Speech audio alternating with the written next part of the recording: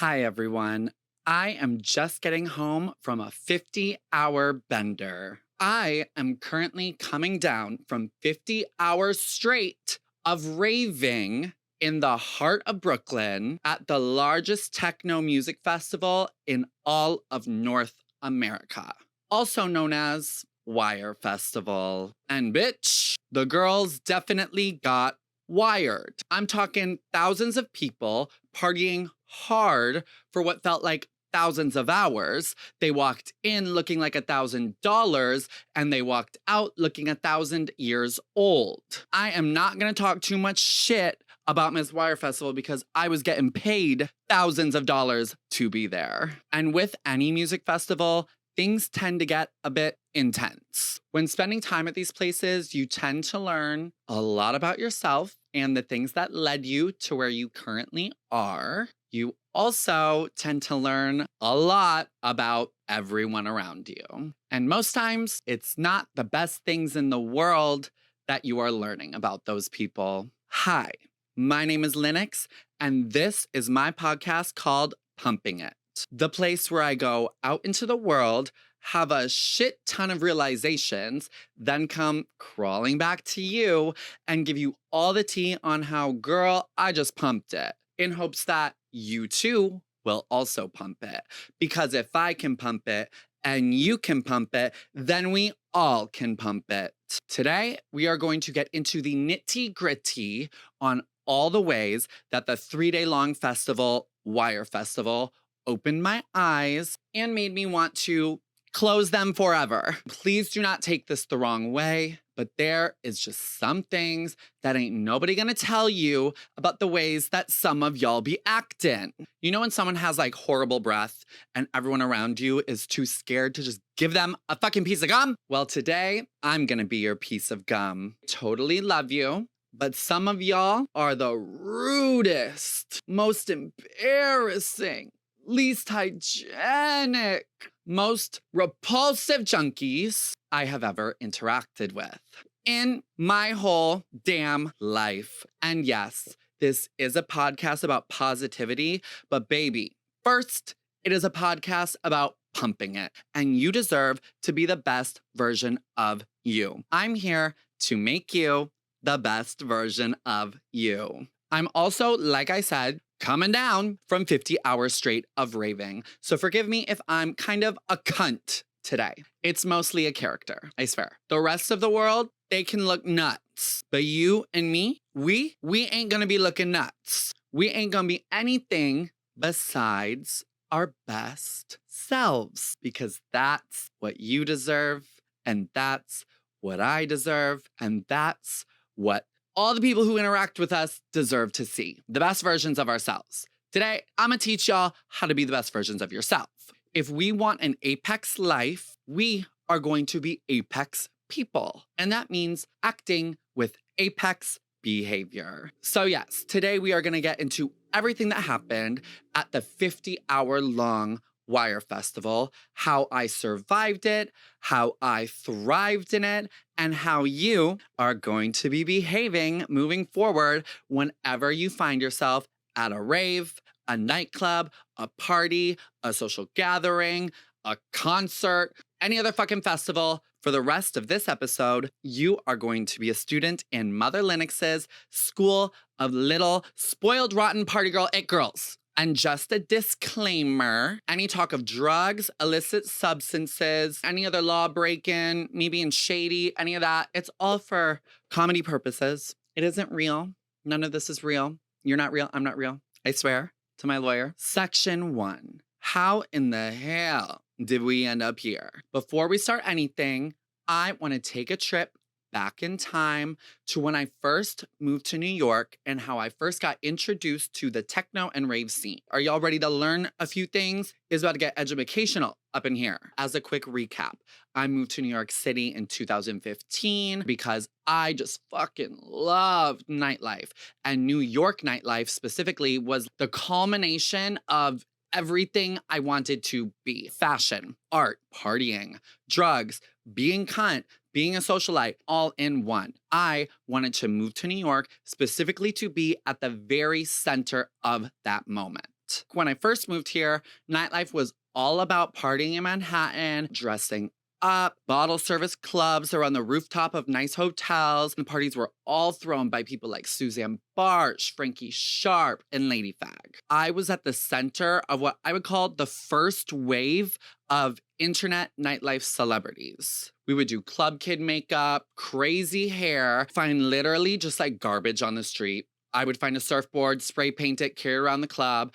I would find traffic cones, drill a hole in it, put it on my fucking head. We would accessorize it with any vintage Galliano, Dior, McQueen shit that we could find at the Goodwill in Jersey. It was giving the rich, cool, glam it kids are actually clowns. There was just this constant competition of who could be the loudest, most colorful, most ridiculous, while still like nodding to the early 2000s, like camp of it all. It was the very first time in New York history that a group of new kids were all using social media as a tool to promote the parties, promote themselves. They post their looks every single night before going out. It was just like low-key a revolution. The main kids at the time were me, Linux, Sussy, Aquaria, Queen Satine, and Exquisite. There was like a gang of 15 of us that would all bring our own groups. We'd all be on every single flyer. And like I said, we'd use the internet to pump it. As with any scene in New York City, the scene always changes. Around 2018, the scene definitely started to change. It was going from that Manhattan internet celebrity, clown, VIP bottle service girl to a more DIY, underground, raver warehouse girl in Brooklyn. Party concepts used to be high color, high camp, high concept. And then they turn into just words you can't really read. Music used to be house music, disco, with a dash of Tumblr hip hop, like Azealia Banks vibes. And the new parties were all playing industrial, dark techno. The uniform became entirely non-branded, non-designer, all black. Berlin. Regardless of how dramatic the shift was, this was such a natural shift. A better way to describe me transitioning from the first era to the rave scene of Bushwick, I was not following the scene to Bushwick, but more so, I was the scene and we were transitioning to Bushwick. We've now landed in this whole new world. The year is 2018 going on 2019. What was this whole new world like? For starters, the cocktail of drugs definitely changed. The girls switched their cocaine for ketamine and their bright red vodka cranberries for a dose of GBL. We all packed into warehouses instead of whatever upscale lounge or club generous enough to give us their one gay night a week. Instead of yapping all night in the bottle service, being cunty about being too cool for everyone else because you're dressed as a clown, the it kids of the scene were instead spending their nights front left of the DJ booth in a K-hole. Parties used to end at 4 a.m., right at legal bar close, and now raves started at 2 a.m., usually going well into the sunrise of at least 8 or 9 a.m. As with all eras, bitch, we want to go party after the party's over. That's when you really party. Apartment afters in Chelsea, a bunch of faggots standing around a kitchen island, yapping about Moschino, transitioned to finding anyone's apartment that had a big enough space to plug in some CDJs, steal someone's Balenciaga sunglasses, and keep the rave going. Another shift that happened in the culture during this time, things got sexy again. And when I say sexy, I mean any place that had a dance floor also had to have a dark room. If it didn't have both, your party was lame. The ball gowns came off and the bussies came out. 2018 onward, every cool party was also an illegal party where anything goes, anything at all, except photography. This is from an era that was all about photography. So girl, things were different. People's outlook on the internet nightlife celebrity was definitely a negative one. It was giving very much, why are the James Charles and Jeffree Stars of nightlife up here at the rave? We don't want none of that internet shit around here. That means it was quite difficult for me. I'll talk about how shady those bitches were in a few minutes. The thing about throwing parties at an illegal venue is you typically only ever went there once. The owner would trust you to rent out their building, you throw an illegal rave there, the cops come, the owner's pissed,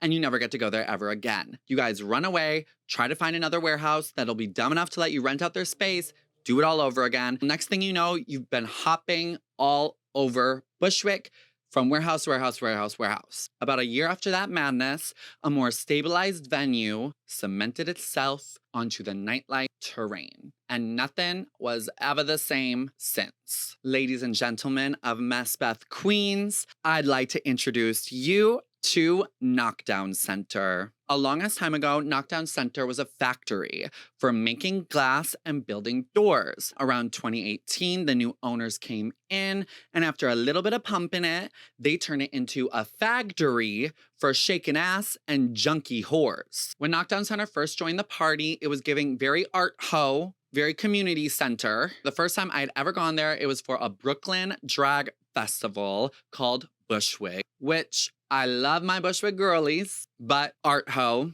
community center. The times were changing, and so were the bookings. Knockdown Center started bringing in edgier parties like Horse Meat Disco, Get Wrecked and Carry, and me, yes me, I even threw a Halloween party at Knockdown Center after the art ho and community center era. I called it Dead Celebrities. Everyone dressed up as dead celebrities. There was a Princess Diana in the DJ booth, dead JFK with a bullet in his head, giving blowjobs in the bathroom. Lost a bunch of money because not that many people came, but it was cunt. In theory, during the walkthrough of Knockdown Center, when we were planning out how we were going to do dead celebrities, two people, Taya and Gaga, said they were the founders of Basement, a new club that would be opening downstairs below Knockdown Center. I said, bitch, we're going downstairs and you're giving me a walkthrough of this damn new club. Once a nosy bitch, always a nosy bitch. Taya and Gaga said that Basement would soon be a full-scale techno club, the only techno club in all of North America, and it would be open on the weekends. At the time of the walkthrough, I'm not gonna lie, I was a little confused because, girl, I was looking at an empty basement. It was giving cobblestone floors, exposed pipes, no equipment, no sound, no lights. It was given basement. I trusted the process. And bitch, I am so glad I did because Taya and Gaga kept their word. A few months later was the opening night of the brand new club in Macbeth, Queens called Basement.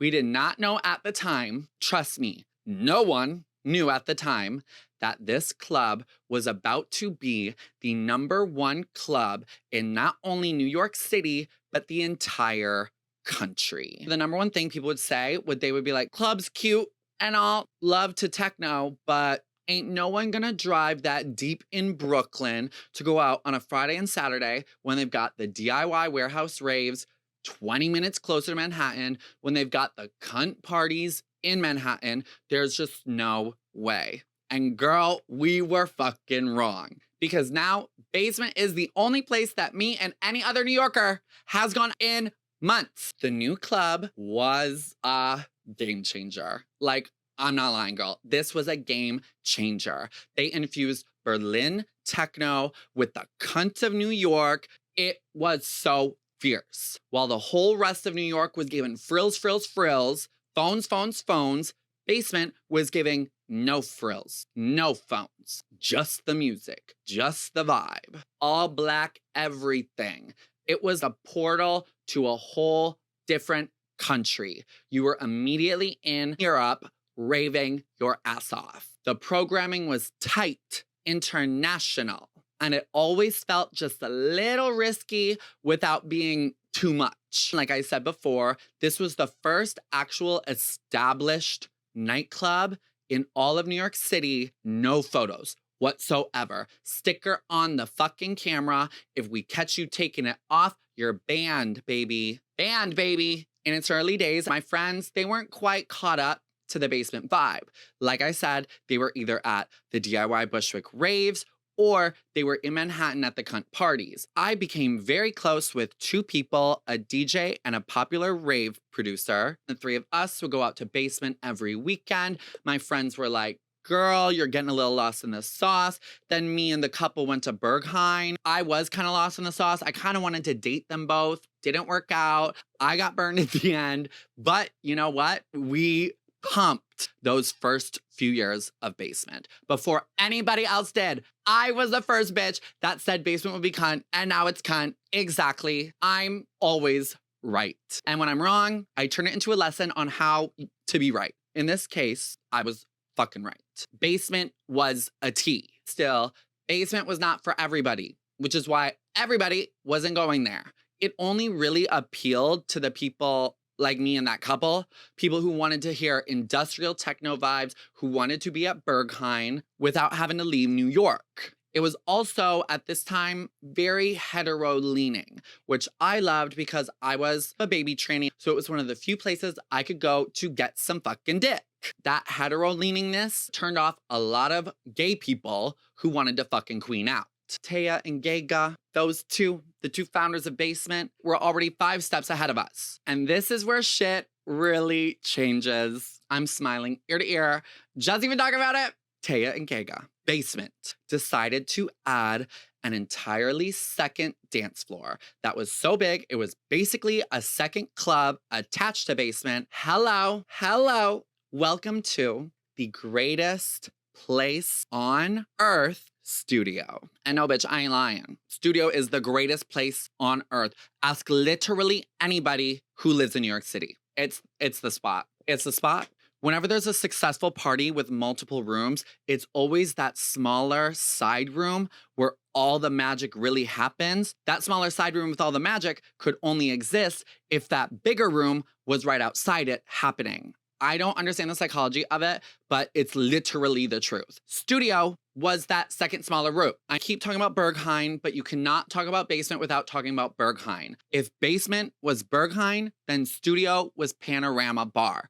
Everybody likes Panorama Bar more. Studio was a more intimate, fluid space that allowed for more experimentation, lighter music, more content to be played. There was a lot less rules sonically than what Basement had. With a lot less rules is a lot more risks. And when you have a lot more risks, there is a lot more rewards. Studio, all the rewards. Also with a lot less rules is a lot less serious. When something can be unserious, risky, fun, magic happens. Between the three, Knockdown Center upstairs, Basement downstairs, and Studio next to it, the venue had created a full ecosystem, all on the same acre of land. This ecosystem was the intersection of nightlife, art, and music in New York. The center of it all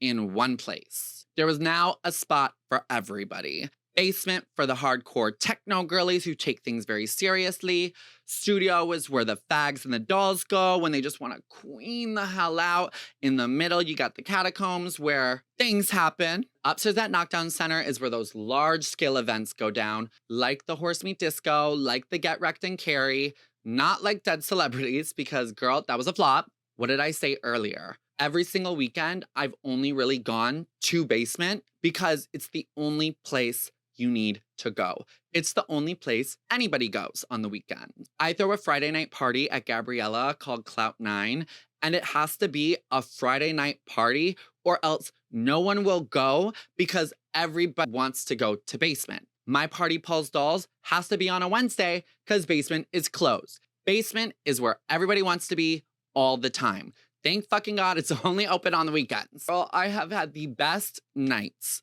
at this club. You get there at 1, 2, even 3 if you want. You check out Basement. It's always a little hardcore. You go to the catacombs. You suck some dick.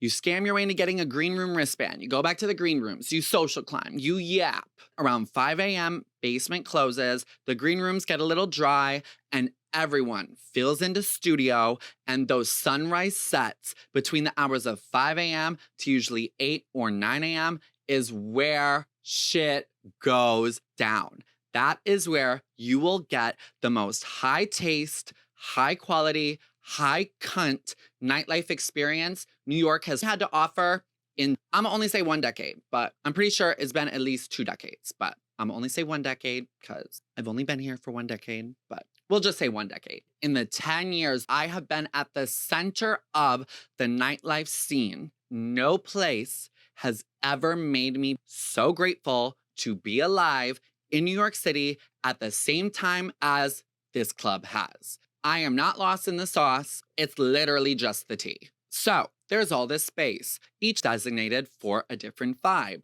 But what if we were to be crazy and use all of this space at once for an entire weekend? No stopping. 50 hours. The greatest lineup of international techno music you can find on planet Earth. What if we were gonna do that? Well, guess what? Taya and Gaga did decide to do that in 2022, and they called it Wire Festival. Wire Festival did not seem like they were jumping the gun, taking a risk, being too ballsy or bold. It really seemed like the natural next step for Knockdown Center's future. It was the evolution that venue had been working toward. A full-scale festival rooted in the underground, but at the same time, global techno royalty, rising stars, art installations, panel discussions. They had shit to say too. Wire Festival fused nightlife with thought and created a world that you could fully fall into for one full weekend, for 50 hours. Each year since its debut, Wire Festival has only gotten bigger, with this year in 2025's Wire Festival happening just this past weekend. And like I said, girl, I am coming down from 50 hours straight of raving. This year, they took other parties like Pornceptual, Whole Festival, major international moments, and brought them to New York to curate on one of the 4 stages. It was stunning. Truly, it was the best of the best that underground and global techno has to offer. The fact that it was all happening at the heart of New York City's techno scene, it was not just a festival. It is a marker of where the culture of techno music and the underground currently is. It's their State of the Union address. But girl, if we're gonna talk about that first Wire Festival, they were basically giving tickets away for free. I took that free ticket and I pumped it. The first Wire Festival, I was so excited to go. I was a diehard basement girly. I was a diehard bitch, Raven is the new vibe, fuck Manhattan type bitch. I was ready to slay it. And then I pulled up to Wire Festival, ready to pump it, and those bitches were so fucking mean to me. The first Wire Festival, I didn't just feel like an outcast, I was an outcast. Because remember, it was giving no photos, no phones, no internet people. I was the phones, photos, internet girl of New York City. Yes, it could have been the drugs, but girl, trust me, no, these bitches were being shady. I was walking into rooms, walking out of rooms, all I heard was laughing from popular Berlin raver kids and popular techno DJs being like, oh my God, not Linux being here. Girl, not Linux being here. It was so fucking rude. I was so sad, honestly. I was like, wow, fuck these bitches. I left the first Wire Festival under the impression that Wire Festival was too cool for me. But I loved the scene. I loved the music, and I loved the vision I had that saw me at the center of it. I've been shaded by a bunch of shady bitches before. Since my childhood, by the bullies in Wisconsin. When I first moved to New York in 2015, that first wave of club kids was mean as hell to me, dumping buckets of ice on me at the bottle service when I was in a full look. I was not about to let some junky-ass ravers be fucking rude to me and scare me out of a scene. The year after my first Wire, you know, the one when I was treated like James Charles being at the rave, I kept coming back. I kept pumping it at Basement. Every fucking weekend I had off and I wasn't working, I pumped it at Basement. My constant support of the club, throwing it in paper magazine articles, talking all about how much I loved it all over my Instagram story, led to me getting hired as the first ever host/promoter at Basement, a club that was all about being against the internet, being against popularity contests, being against the photography, hired the girl to show up to their party and promote it. And once I was hired at that party, I proved myself as a dependable host that out-delivered in all aspects of the job position. I had effective online promotion. I was bringing cool-ass bitches to the club. At the club, I was giving incredible in-person experiences. I was not getting too fucked up until the very end when the bosses left. Because of that great work ethic, I began hosting at Basement regularly at minimum once a month, which was unheard of for Basement. Like, they just didn't do that until they met me. Not to toot my own horn, but sometimes we got to toot our own horn, especially if it will inspire others to pump it. I later went on to be asked by the editor-in-chief of Paper Magazine and Taya, the founder of Basement, to profile Taya. They wanted me specifically because they said I was the queen of Basement. Bitch, that's what I'm talking about. After putting the time in, after pumping it, I had finally proven myself. And that's when last year, Wire Festival asked me to host the festival. This year in 2025, for a second year in a row, Wire Festival asked me to host the festival again. Now, let's talk about what the hell went down at this 50 hours of raving. This ain't EDC, this ain't EDM. This is techno. Oonce, oonce, oonce, oonce, oonce. So what were the vibes? I would pull up at 6 p.m. for Roy Perez outside. But Roy Perez is so fucking hot. I need his load. I just know he's hung. Then you would go inside for a set by Makazi. After that, a back-to-back with Boris Solinsky and Volvox. The sun would rise, then everybody runs outside to the ruins, which literally looks like ruins. And in the ruins, they would get ruined by a full-on stage set by Germany's Whole Festival. It was so cunt. Later that night, you go downstairs to the Basement for their gay orgy rave called Wrecked that they throw every month that happened to be on the same weekend. Only to then after Wrecked, you come back outside into the ruins. You get ruined because it looks like ruins. It was just non-fucking stop. It was so cunt. You then end the fucking weekend with a fierce afternoon set by Carrie Nation and Servito and my favorite DJ Shock. Oh my God, it was so good. It was so good. But I wasn't the only one there. And honestly, I don't have to be telling y'all bitches because so many of you bitches were there. Yes, you. The girlies listening to this right now. I saw you. You kept coming up to me, telling me how much you fucking love my podcast called Pumpin' It. And I ate that up. Every time one of you come up to me and say that you love me or love my podcast, or you say, pumping it as you walk by me, you literally add another week to my life of me not killing myself. So if you want me to keep on being alive, just walk past me and say, pumping it every time you see me. And girl, I am the happiest girl in the world. I'm like fucking Tinkerbell. Also, why is every single person that watches this podcast hot as fuck? Every single one of you that comes up to me, they're like, oh my God, I love your podcast. And I'm just like, the demographic is looking good. I blew one fan. I blew two fans. Three fans. I sucked off 3 fans at Wire Festival. But yeah, where was I? Oh, right. The bathroom. Good segue. Since we are talking about sucking off 3 fans at Wire Festival, where did I suck them off? The place where all the magic happens at Wire Festival is not the dance floor. It's not the DJ booth. It's honestly not the ruins. It is the bathroom stall. This is a festival in New York City. I am a big nightlife girly in New York City. I know basically every single person that goes out in New York City. At this 1,000-person festival, I knew 1,000 people. Sometimes I just want to talk to my friends one-on-one. We go to the bathroom. If I cross paths with my friends I haven't seen in a minute, let's go to the bathroom. I cross paths with a group of dolls and we haven't gotten a little doll kiki. We look at each other for 5 seconds and we say, doll stall. Come on, girls, we're going to the doll stall. The bathroom is also where you go if you found a new lover and you are ready to consummate the relationship. I'm talking oral fixation, cunnilingus. I sucked off 3 fans. And if you came prepared, a little penetration, see a Bessie who's having some sort of drama or boy issues, you go to the bathroom. Therapy session has started. This is where you get away from all the chaos and finally have some privacy. Wired Festival was not 50 hours of raving.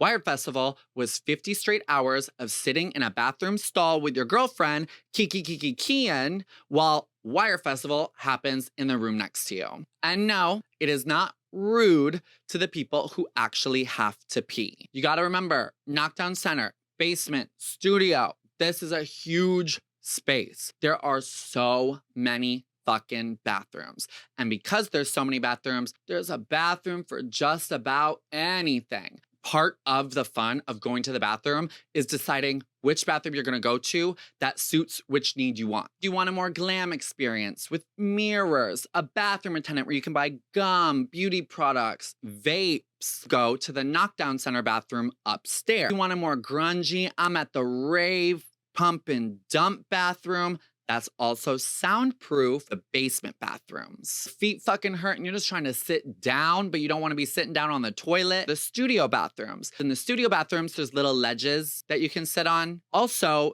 in the studio bathroom is the legendary mother stall. Those watching that have been to basement, studio, or Wire Festival, you know exactly what the mother stall is and the importance of the mother stall. The mother stall is the largest bathroom stall in all of Knockdown Center where you can fit so many fucking people. I have literally seen at one point 30 people squeezed into this mother stall. It was definitely a little spooky, but it was a key. Whenever we pile into the mother stall, I always think of a horror movie concept that I came up with. You know the movie Climax where they all dance, then they do acid, and then they all like kill each other or whatever? Imagine like that kind of vibe, right? Except it takes place at studio. Everyone piles into the mother stall thinking it's gonna be such a fun time. They accidentally get locked into the mother stall and they one by one start dying and killing each other and dehydrating and passing out, doing each other's drugs. It's just a true horror story. They're pounding on the door outside. No one can hear them because they're all raving and on drugs. As everyone dies and withers away in the mother stall, everyone else that they love is just outside at the party dancing their ass off, and they keep being like, oh, where did so-and-so go? I don't know. Where did they go? Meanwhile, everyone just fucking dead in the mother stall. Obviously, I'm not saying I want people to die in the mother stall. I'm saying it would be a good concept for a horror movie. You can even steal that idea because I am chock full of ideas. I know what you're thinking. Damn, did this bitch really just talk about bathrooms for as long as she fucking did? I did. But do you know what I did longer than that? Spent time in those fucking bathrooms this weekend.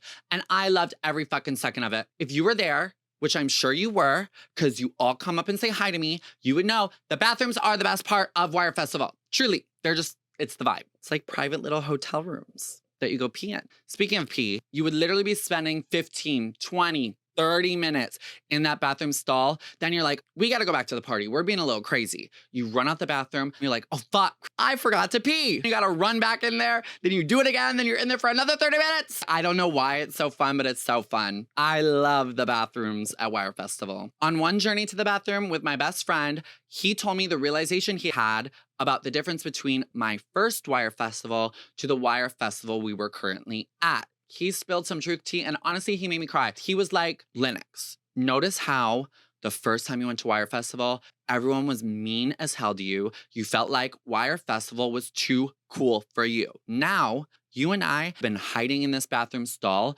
for 30 minutes. You can't take more than 5 steps around this festival without someone running up to you and asking you for a photo. They love your podcast, parties, articles. You went from not cool enough for Wire Festival to almost too cool for Wire Festival. You should be really proud of yourself. Let me just put that into perspective. A second year in a row, the #1 techno festival in North America. It's sold out. It does not need Linux to sell any tickets. They still really value my presence. That is proof. If you work your ass off, stick to your gut, and fucking pump it, the reality that you want to happen will happen. All it's gonna take is some time and some gall. You watching this? If I could give you one word of advice, always play the long game. Don't betray bitches to get a little further in life. Stay true and stay motherfucking you. This career, this passion of mine, everybody told me, girl, working in nightlife is not sustainable. You gonna be on the streets soon. I'm not saying I'm gonna be spending my whole life getting paid to party. I still found something in the world that I loved. I ignored all the hater-ass, judgy-ass bitches. I put myself in the center of it. I was a good person, and it paid off. I want you guys to do the same thing in whatever world you want to do it in. Fuck what the bitches are saying. Do you stay true, or stay true, be you. Just do it. Pump it. Whenever I got hired for a party, I saw it as an opportunity. I was not being like, I got hired because I'm Linux. I'm cunt. No, bitch. I went into every single job knowing it was a privilege for me to be there on that team. I never let my ego get in the way of nothing. When I was hired, I always over-delivered. Someone hired me to sell tickets. I pulled up with an entire campaign all over the internet. Hired to do a festival. I pulled up with a long-ass podcast telling people how incredible the festival was, giving advice on how people can apply it to themselves and pump their own lives and make their own dreams come true. That is what I'm talking about. Always go the extra mile. It always pays off. I fucking mean it. Pump it. And I've said this however many times, but girl, it's the name of the podcast. Just fucking pump it. All you gotta do. It's my default. No difference between me and you. I know that because you're watching this. You believe in yourself. You have what it takes to pump it, just like I did. The only difference is I fucking woke up and did it, and you're gonna wake up and do it tomorrow. Aren't you? Yeah, I know you are. And I'm so proud of you. One last thing, and then I'll get to reading y'all's asses. Whenever you are doing anything in life, be bold, take risks, do the extra thing. Be a little outside the box. Be kind. Learn and understand your DNA, wear it all over you. Find that thing that makes you, you. And when you do, you will be rewarded. Okay, girls, the Oscar nominated part is over. Now it's time for me to read y'all's asses. Don't be these people. All weekend long, I looked great, I felt great, I was great. When I stopped, I left. 1,000 encounters of me slaying could all be squandered by one whack interaction where the party slays me. All of my pumping it thrown out the window by just one moment of me looking nuts. I saw this weekend a few people that threw a lifetime of pump out the damn window and spent 50 hours straight looking and acting nuts. That's okay for those people. But for me and for you, for us, we are better than letting all of our hard work be thrown out the window by looking fucking nuts. Here's some advice that I've compiled, inspired by the people I saw looking nuts at this past weekend's Wire Festival, so that you never have to worry about nobody talking about you this way. It's just like that bitch with the bad breath and no one wants to give her the gum. I volunteer as the gum. Chew me, bitch. I know, before y'all try to get me fired from my gig, this ain't no shade to Wire Festival. I already done said my 18 hours worth. I'm talking about y'all looking nuts. First, the basic rules whenever attending a rave that everyone should fucking follow. Rule number 1, bring something to the cookout. If you were invited to a cookout, you bringing some fucking food. If you don't got no food to bring, you're bringing some fucking cups. You can't afford that, bitch, you're bringing napkins. I don't know, bring something to the fucking cookout. This applies to any social gathering you are going to. Access, comedic relief, visual stimulation, serve cunt, bring clout, a portable charger, bring it, bring the portable charger, bring gum. Something. I wasn't talking about drugs, but for a second, I'm gonna talk about some drugs. Damn, the Wire Festival security must have been really fucking cunt at those bag checks this year, because ain't a bitch in this fucking place has any fucking drugs. You know what else a bitch doesn't have? A fucking vape. I hate losing my vape and getting it stolen. I brought 3 vapes to Wire Festival every day. Before 7 p.m. each day, I'm buying a 4th one from the bathroom attendant. Why? Why don't y'all just get your own vapes? If you're not stealing my vape, I hate a bitch. Can I hit your vape? You're being so weird. It's just a vape. Yeah, it's just a vape. So where's yours? You want a fucking vape? Get a vape. I'm not the vape rental store. Free puffs. That's not me. Get a vape. Same thing with drugs. If you go to a festival with a plan to intake some illegal substances, have them on you. You are literally embarrassing yourself and making everyone want to avoid you because you don't have any drugs and you're mooching off everybody else. Stop. Bring something to the cookout. Rule number 2, look presentable. There are many, many ways. I'm gonna go through each and every one for you so that you never flop ever again. If you're white, get a spray tan. You're all cutesy bootsy on Friday. By Sunday, after 50 fucking hours, after a 3-day bender, you are going to be light gray and you're gonna spook the girls. People are gonna see you and they're gonna be like, oh my God, she's getting more and more dead throughout the weekend. Cover all that dead up with a thick layer of orange, just like me, and no one will notice a thing. Another reason you'll need a spray tan for weekends like this is because, girl, it is night and it is day. The shade of your makeup at night doesn't really matter that much. You can be off 5 or 6 shades and girl, everyone's gonna think you're fierce. But daytime, that foundation gets dark. I don't know what is in the sun. Your foundation will be 8 million shades darker, 8 million shades oranger. Let's just cover that whole body up in dark orange and everyone will think you matched your foundation perfectly. One less spooky thing about you. The next thing is a hairstyle. I want my hair to last all weekend long. I always do a little braided moment like this because I can give length. But that being said, if you're Goldilocks, give Goldilocks. If you're white, you should not be giving cornrows. You should not be giving bantu knots. You should not be giving box braids. You know you're gonna start some drama with that. It's not giving. If you do a braid, it has to be something that a Viking would wear. If a Viking would not wear that braid, you should not be wearing it. If you're not trying to get a braid, you should have some sort of schedule with the hair.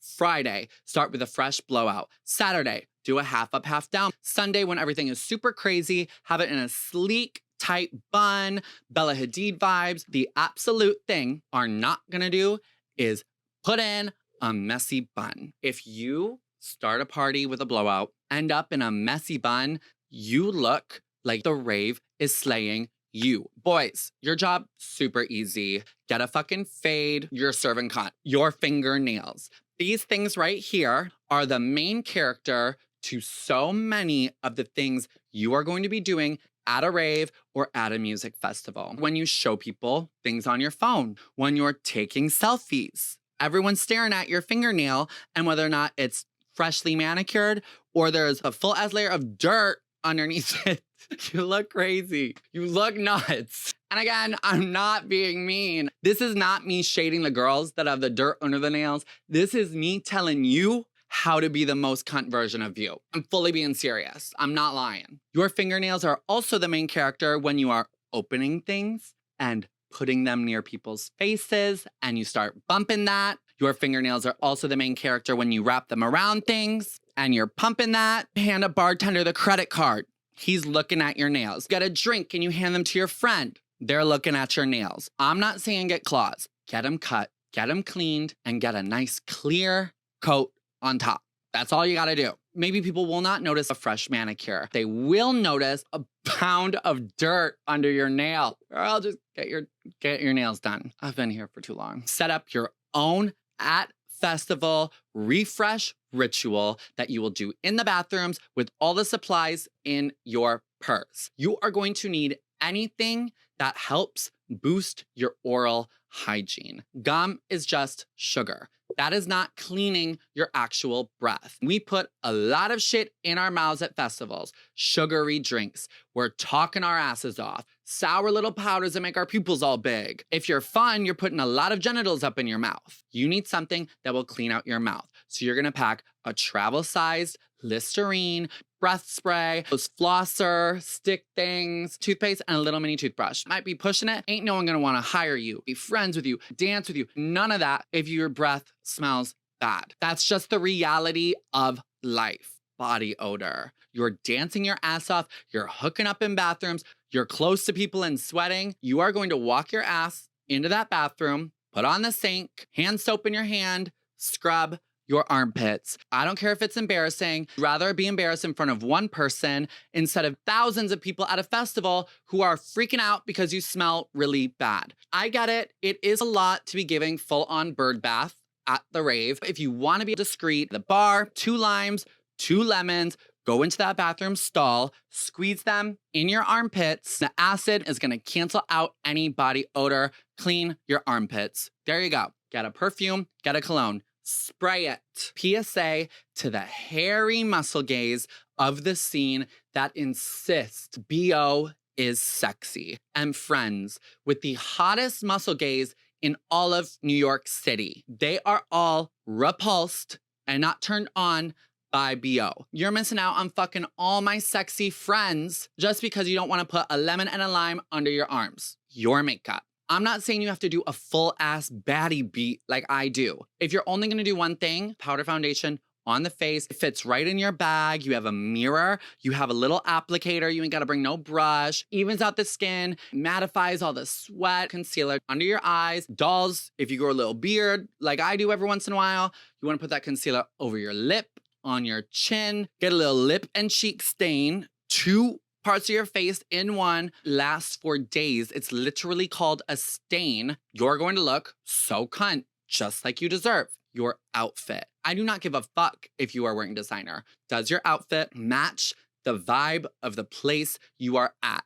If you are at a 1,000 person rave, it's 1,000 fucking degrees, I know you are not happy pumping it in a turtleneck tucked into leather pants. You do not want nobody to be asking if you're hot in your outfit. You want them to be saying, you're hot in that outfit. If you make yourself hotter than you have to be, and I mean temperature-wise, it is going to be so much less fun, and you ain't gonna see God on the dance floor. You might pass out from dehydration and see God on the dance floor, which is not the way you wanna see him. Bring a pair of sunglasses. You will thank me. Sunglasses is one of the only surefire ways to make sure that you can truly lose yourself on the dance floor without worrying about everybody looking at you. When you got sunglasses on, you just dancing. You just raving, baby, with those sunglasses on. Once the sun rises, they're gonna cover your little crackhead eyes. I know because I have little crackhead eyes. That's why I'm wearing fucking sunglasses. I'm covering up my little crackhead eyes. If you don't want to cover up your little crackhead eyes, then look nuts. Look nuts. Honestly, look nuts. Rule number 3, respect. That might seem a little hypocritical because you'll be like, Linux, you were just the least respectful person I've ever met for the past entire episode. No, remember, I'm helping you. So, rule number 3, respect. Respect to the host and the organization throwing the event. If this is a public ticketed event, it says you want to come to this event, buy tickets here, and you will be granted access. You do not show up 2 hours after it started. Call the producer, the organization, like, hey, I'm outside. Can you let me in? I don't have a ticket. They're going to hang up on you. I'm surprised if they even answer. Wherever you're finding this information, you will also find general rules of the event. Follow those rules. There's a dress code. Follow the dress code. There's an anti-racism, anti-transphobia, no misogyny, no sexual harassment rule. Follow that rule. If you don't like the rules, do not go to the event. You don't have to. You can stay home or go somewhere else where you like the rules. Everyone on the staff. You're respecting the door people by having a ticket. You're respecting the security guards at the entry by having a physical ID. If the security guard or the door people decide you ain't coming in, you are not about to be screaming, don't you know who I am? You're gonna let me into this fucking party right now. Bar staff, don't be screaming your drink order from way in the back to the bar back who doesn't even have a license to serve you. Wait in line. Don't skip no bitches. I would never skip anyone. Have your drink order ready. The most disrespectful thing you can do to a bartender who has a line of people behind them. I don't know. What's good? What should I get? I think I want chop. Next. This bartender be making $2.25 an hour. Tip the bitch. Respect to the producer of the party. You ain't got nothing to say to that producer. This is the busiest bitch in the building. Do not seek them out. Do not bring any drama their way. There was some altercation with a security guard with some random person when I was walking in. Don't be giving them unsolicited advice about how some DJ flopped. The only time that you should be talking to the producer is if you cross paths and it would be rude to ignore them. Hey babe, congrats on a great night. Let me know if you need anything. You're gone. They appreciate it. You made a good impression. Keep it pumping. Don't be asking to get someone in who didn't buy a ticket. Never ask them to hire you for the next event, the DJs. The DJs are hired to do one thing: show up for their set time, play their set, and then they leave. They are not there to entertain you, get you drinks, get you into the party that you should have bought tickets for. The DJs are there to play their set and leave. If you know the DJ, don't be popping up there behind them, trying to hug them hello when they're in between live mixing 5 fucking songs, adding a vinyl track to put on top. You know those little apps on your phone where you can like write text to so the DJ can see? Not only are you cringing everyone out, but you are distracting the DJ, and you are likely pissing them off if it has a song request on it. Like the music they're playing already is not good enough. They're gonna get in their head and they're gonna just start fucking everything up, fucking up the whole vibe. You're ruining everything. You do not need to use that app. Do not request nothing to no DJs. If you weren't personally invited, don't go in that DJ booth and dance. Do not try to sneak behind that DJ and take from their bottle service while they're playing, thinking they won't notice. We are also respecting all of the people around us, all of the other paying customers who, just like you, came to this place to have a good time, to forget their worries, to finally enjoy life. You don't know what the fuck they're going through every other day.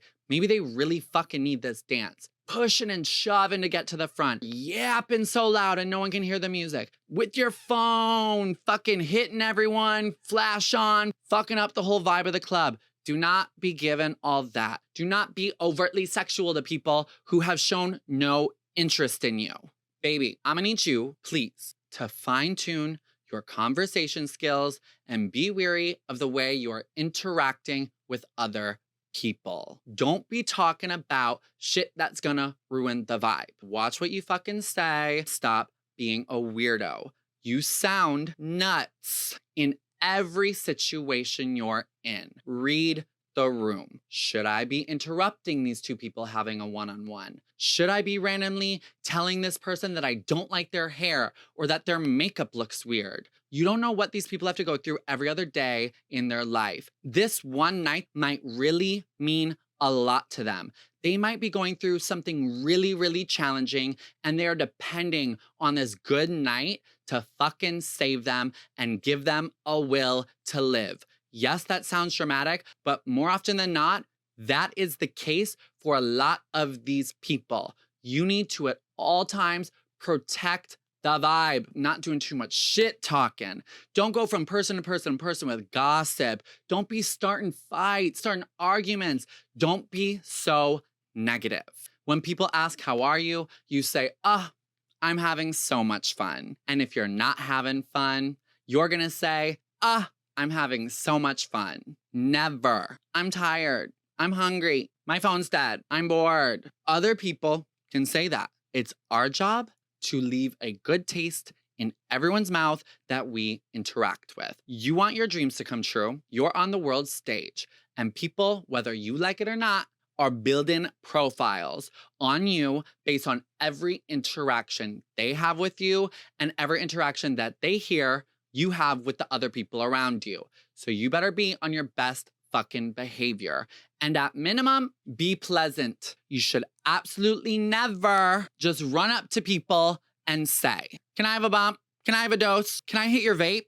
If you're gonna ask that, baby, I'm gonna need you to humble yourself first, make it a medical issue, and honestly, kill off a family member in the process. Unless you say, hey, I'm so poor lately. I've been spending every last dime I earn on my grandmother's medical bills, and I am just exhausted from volunteering 60 hours a week at the food shelter. Can I please have a bump? You ain't getting shit. Kill off your sister and get your purse stolen. Here you go. If you're a complete stranger and you see another complete stranger doing what looks like illegal substances, and you run up to them and ask them to also have those illegal substances, you're truly an insane person. Sometimes insane people get what they want. So pump it, or I should say bump it. A stranger comes up to me and they ask me for drugs that of course I don't have. I always just get freaky with it. Sorry, babe, I only have black tar on me today. If you find a spoon, we could try to pump it. Ooh, babe, sorry. I only have liquid crystal on me right now. I don't really feel like that's your vibe. Why are you just running up to random strangers asking them for illegal substances? You or they could literally be an undercover cop. And I know for one thing, I am not going back to Rikers Island. I wouldn't be going to Rikers Island anyways because I don't carry drugs on me. I have my second boyfriend do that. I would never risk my main boyfriend going to jail. He would enjoy that place too much. Oh, girl. Sprinting up to people, breathing heavy, shout in their fucking face, hey, have you seen Melissa? Have you seen Kyle? Nobody knows who or where that is. It's giving very frazzled. It's giving very crackhead behavior. It's giving you look nuts. People that you don't even know. Can you follow me back on Instagram? I love to follow bitches back on Instagram. I don't give a fuck who I follow, but you ran up to shout, can you follow me back on Instagram? Whatever happened to the couth up in this bitch? Whatever happened to the grace? Do you know my name? What's my name? One of the ways my adult ADHD manifests is by not being able to remember people's name often. But you know what? I will now remember you forever as the bitch who shouted, what's my name? Random ass people saying, oh my God, my friend's having a bad trip. Medic tent right there. Medic tent right there. My defibrillator and my blood pressure machine ain't on me right now. There's a big red cross right over there. And you know what? I'm feeling generous. Let me walk you and your friend to the medic tent. That I will do. I will always walk a bitch to the medic. I don't know what to do when someone has a bad acid trip. I've only had incredible times on acid. The Red Cross right there. Let's go together. Field trip. Respect yourself. I have seen the dolls go from Barbies to Chuckies real fucking quick. It is so easy in these worlds to get lost in the sauce. That sunrise set is very fucking cunt. That being said, when 7 a.m. rolls around, 8 a.m. rolls around, 9 a.m. rolls around, things start to get a little edgy. Look around the room. Are these people behaving no different than the people shooting up outside the CVS or the people screaming at each other in the alley next to the methadone clinic? It's real easy to not notice that you've become those people when you are inside the most exclusive rave.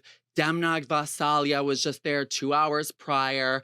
Cunt ass Berlin techno is playing. Half the bitches you see are wearing designer. You don't notice that you're given the alley cats. And you want to constantly be taking a look at yourself, taking a look at the people around you, and make sure you're not seeing no alley cat behavior. If you do, it's time to leave. You look nuts. If you're falling out or throwing up or fighting multiple bitches in one night out, maybe the rave is not the place for you. But I'm sure if we type the situation into Google, we'll find a few places that are a good fit for you. Help is on the way. Respecting your boundaries, especially socially. People you'd normally not associate with, bitches that have betrayed you in your past, ex-boyfriends that you've had no contact with. All it takes is accidentally running into each other at a rave when you're both in elevated moods. Next thing you know, you're sitting down, wasting hours having a heart-to-heart with someone no good for you. Who you don't fuck with on a Tuesday, you're also not gonna fuck with on a Saturday night when you're high as hell at the rave. At these places, people be getting liquid courage, wanting to square up, want to squash the beef. If you don't want to do that, if you just want to get away, there's always a security guard who will handle the situation for you. But I will admit, calling security on every fucking bitch you don't want to talk to is a bit insane. Ways you can gracefully dip out of any conversation, any interaction you don't want to be involved in. I gotta pee really quick. I'll be right back. Walk away. You'll never see that person again. The DJ that's about to go on needs me to bring them a drink. I'll be right back.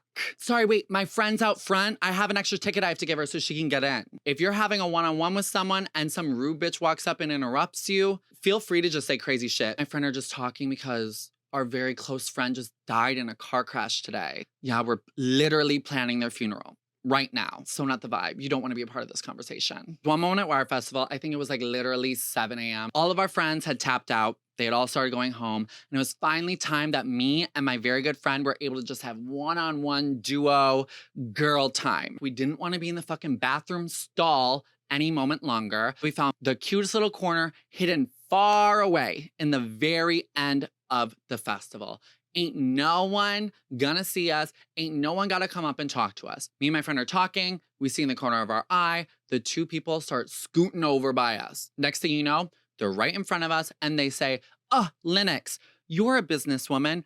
You could help us with this. I was like, oh God. At this point, me and my friend were used to just being interrupted all fucking day, every day. You got 5 seconds and I'm literally running. The two girls start going off about how they got a shit ton of money and they need advice on how they can funnel the money. It's illegal money. What's my advice on offshoring income? You think I know how to funnel fucking money? The only money funneling I know how to do is funnel it out of my account and onto fucking Amazon. As they were talking, they had the audacity to yell at me, Linux, are you even listening to us? We're talking. You should listen. I was so gagged. I read that bitch. You just came into this conversation that I was having with my friend, start talking about funneling some money offshore when I ain't know nothing about that. I make a little joke to lighten the awkward vibe that you just made. You're gonna yell at me for interrupting you. I let her talk 20 more seconds. I picked up my iPhone, played a ringtone, fake answered the phone. Hey, oh fuck, this is your vape? Oh, you're outside in your Uber? Damn, sorry girl. I gotta give my vape back to my friend. They're in the Uber right now. Bye. Ran away. The girl comes up to me a day later. I'm so sorry about that conversation. That was kind of crazy. Did you fake run away? I just did the walking by really fast thing. Sorry, I gotta pee really quick, but I'm brainstorming ways that we can funnel you that money. Walked away. Y'all look fucking nuts. Y'all look fucking nuts. If you lose something, do not tell anyone you lost it. You lost it. Deal with it yourself. I lose shit all the time. And I find it myself.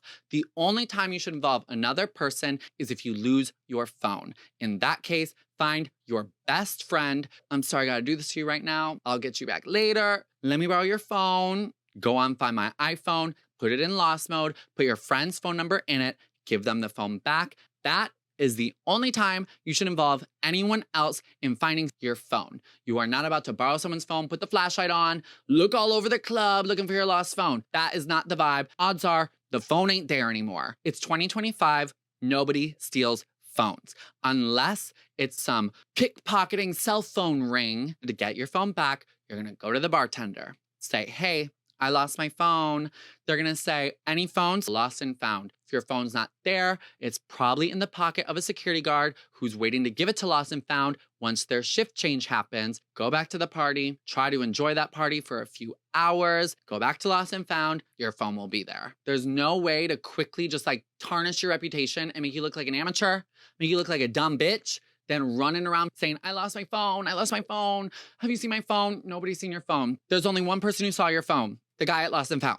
Go there, you will find it. The last and final way that you should be respecting yourself, this is polarizing. Take a look at your life. Should you be at a 50-hour rave right now? It's a hard question, and it's only for you to decide. So yeah, moving on. Let's discuss networking and social climbing at the rave. 110% of my networking and social climbing has been done in a party setting, in a nightclub setting. Not only is it the hub of creatives, leaders, CEOs, bitches with money, bitches who is hiring, but everyone's guard is down. That being said, you are not just gonna be outright asking these people for a job. You are going to be building those relationships, giving good impressions, not looking nuts, showing these people your best self, then leaving the interaction. Later on, if you're really feeling fierce, send an email saying,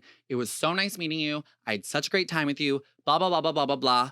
I need a job. That is the only way you should be doing it. No pumping it viewers of mine are going to be embarrassing themselves by looking hungry, thirsty, desperate, by forcing people who are at a party into a work meeting they didn't sign up for. You are not the first person to ask them for a job at that party. All they're gonna think is, ugh, another one? How embarrassing. Roll their eyes and get the hell away from you as fast as possible. That is the absolute worst impression you could give someone that you want to give you an opportunity. If you are truly at a cunt rave, the entire room is filled with editors-in-chiefs, creative directors, record label executives, casting agents. And while I just said none of these bitches are trying to fucking hire you right now, they are still looking. They are still watching. And if they see you looking and acting fucking crazy, you are definitely not getting the job. This is an open casting call. Show up and show out. The final section, knowing when to leave and the post-rave dilemma coming down. First things first, you gotta know when to leave. Like I said earlier, you're not having fun. You're not looking good. If any further encounter is going to lower your star or make you look fucking nuts, it's time to go home. I don't want you to get fooled by the voices in your head that tell you, if I just stay till the end, I'm gonna hear a song by the DJ that's just gonna change my life. I'm gonna finally meet my soulmate that I'll probably marry and will be the father to my kids. This is the same toxic mentality that gambling addicts have after a long time posted up in the casino, losing every damn dollar they have, putting their house on the line at the roulette table, just hoping one more game and I'll make all the money back and then some. Unfortunately, I hate to break it to you, if you've already hit a wall visually, mentally, spiritually, it's time to pack it up and go home. The deadliest concept you can have is, I might as well just stay. What else would I be doing? Just laying in bed? Exactly. You just answered your own question. You would be laying in bed, sleeping, hydrating, protecting your peace, and not here, where clearly things aren't going well for you. So go home. Take it from someone who knows firsthand. I have stayed places very long, much, much longer than I or anyone else should have ever stayed anywhere. I'm talking Wednesday morning, still out from the weekend before long. I know more than anyone, it's just better to go home. Go the fuck home. You will thank me. And when you do finally go home and you do go to bed, let me just be real with you. When you wake up, you are not going to feel good. Physically, your feet hurt, your legs hurt, your arms hurt, your fingers hurt, your neck hurts, and definitely your head hurts. Everything fucking hurts. Your dopamine and serotonin receptors are absolutely fried, which results in every little problem being magnified. Everything is the end of the world, and life is not worth living. You and I, we are stronger than our thoughts. We're gonna ride this one out. You also probably have anxiety. And by probably, I mean definitely you have anxiety. Have some Xanax ready. If you ain't got access to Xanax, you need any kind of downer that will calm you down. Melatonin, some sort of nighttime, sleepy time tea,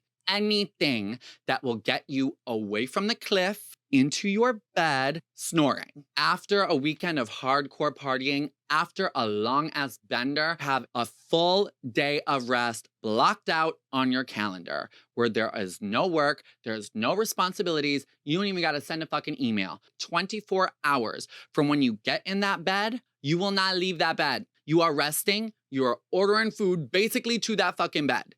You are chugging water and you are chomping on that fucking Xanax. The only thing you need to be focused on is catching up on sleep. The sooner you do that, the sooner your life will go back to normal. You are going to also likely wake up with $0.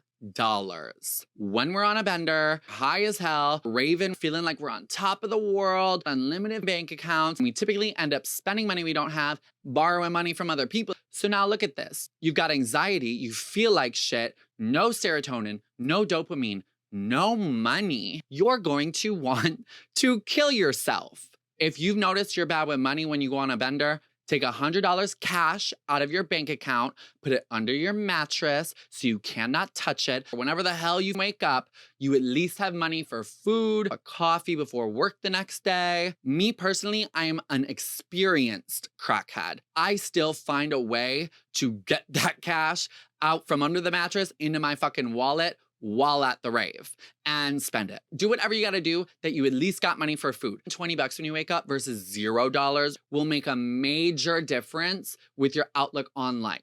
It's not uncommon that after a long weekend of partying, you are dealing with some social fallout.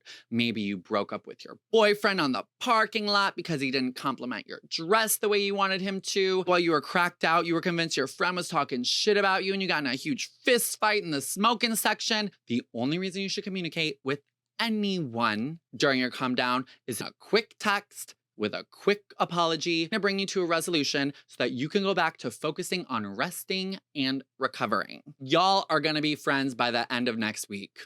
Maybe you wake up that Monday morning and you look back and you realize, oh, I behaved really badly. I'm really ashamed of my behavior. Did you fuck too many people? Did you get in too many fights? Did you do drugs that were a little more hardcore than you'd like to have done? You embarrassed yourself in front of people that you want to look cool in front of? No matter what you did, I just want to remind you, it already happened. Okay? Learn from it. Try not to do that again. Move on. Shaming yourself, harping on any mistakes you just made that weekend is only going to be magnified because of all the other things I just listed. The world's not ending. Put all your energy into sleep and you will be just fine. So maybe after all of this, you looked a little nuts. I need to be honest with you. I looked a little nuts too. Nobody's innocent here. We all were a little insane. We all were a little bit crazy. But listen to me when I say this. This entire episode was not inspired by the kooky shit I saw this weekend. This entire episode was inspired by the decade-long of New York City craziness I succumbed to that I learned from. Because what is this podcast all about? It's where I go out into the world and I come running back to you and let you all know how I pumped it so that you too can pump it. Now let's all agree the past is in the past and let's just try not to act kooky again in the future until the next time we go out. We do our best, and when we don't, we take a fucking Xanax, pass the hell out, and try it all again tomorrow. And oops, it looks like you've been partying for so long that it already is tomorrow. So let's just agree to try again the day after that. Now close your eyes, go to bed, get some fucking rest, because girl, you look fucking